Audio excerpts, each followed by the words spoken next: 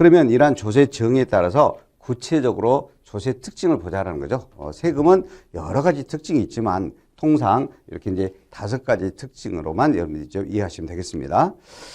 방금 말씀드린 것처럼 정의에서 말씀드린 것처럼 세금은 오로지 국가나 지방자치단체에서만 세금이 부과되고 징수된다. 이러한 국가나 지자체를 우리가 과세 주체라고 그러죠. 이 과세 주체를 우리가 이제 통상 이제 징수권자라고 그러죠. 세금 징수권자라고 합니다. 세금 징수권자라고 그러죠. 자, 그러면 이러한 이 국가를 우리가 통상 이제 정부죠, 정부.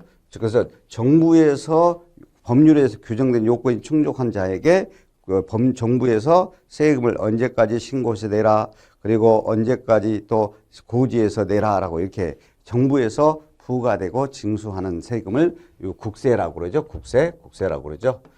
국세는 이제 뭐 여러 가지 세금 있죠.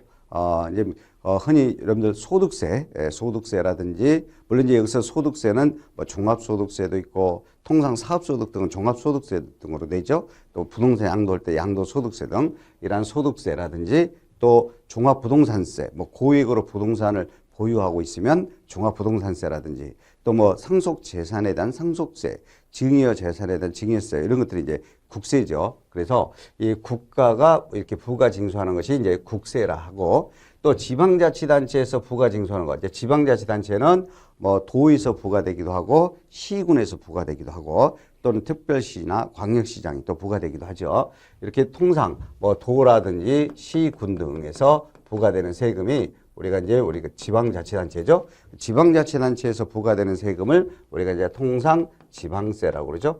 지방세도 뭐 여러 가지 세금으로 구성되어 있습니다.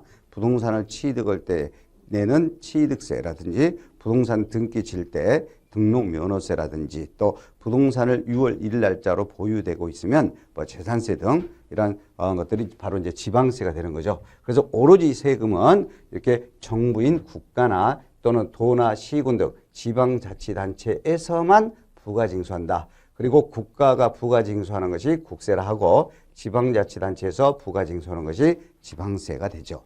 그 다음에 이제 지방세는 또 나눠져요.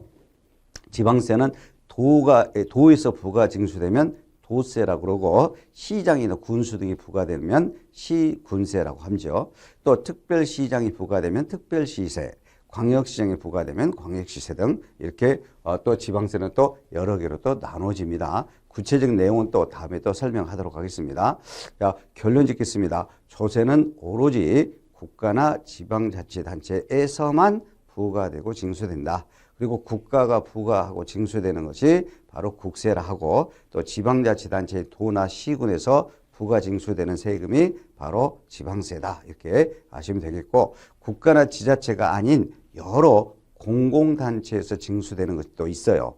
예를 들면 뭐 대한적십자사에서 대한적십자사 회비 같은 거, 또 여러 가지 또 뭐 상공회의소 등 뭐 상공회의소 회비 등 여러 가지 또 그런 그 각종 회비 같은 것들이 있어요. 그런 것들은 과세 주체가 국가나 지자체가 아니기 때문에 그런 것은 우리가 조세라고 볼 수가 없습니다.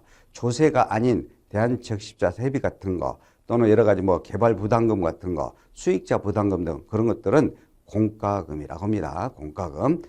그리고 이 조세는 오로지 국가나 지자체에서 징수되지만 또 부과하는 목적이 있겠죠. 부과하는 목적이 있는데 여러 목적이 있을 겁니다. 여러 거. 근데 가장 궁극적인 목적은 돈이 필요하다는 거죠. 국가나 지자체가 유지되려면 당연히 자금이 필요하죠. 그래서 엄청난 자금이 필요하죠. 이러한 자금을 충족하기 위해서, 조달하기 위해서 이렇게 세금이 부과됩니다. 이게 이제 우리가 통상 재정 수입 조달 목적이라고 하는데, 흔히 뭐 국고적 목적이다 뭐 이런 말 들어봤을 겁니다. 국고적 목적이다라고도 합니다. 자금 조달 목적이다. 물론 이것 이외에도 부차적인 목적이 있습니다. 이것 이외에도 이런 조세를 부과해서 보다 너무 빈부격차가 크죠. 그래서 부자들한테는 세금을 많이 걷고 또 소득이 적은 사람들한테는 적게 부과해서 어떤 그 누진과세를 통해서 어떤 그 소득 재분배 그런 목적도 있고, 또 주택 문제 해결되는 그런 목적도 있습니다. 또 부동산 투기를 억제하는 그런 기능도 있고요. 여러 가지 목적이 있지만 가장 주된 목적은 자금 조달 목적이다라고 이렇게 하시면 되겠습니다.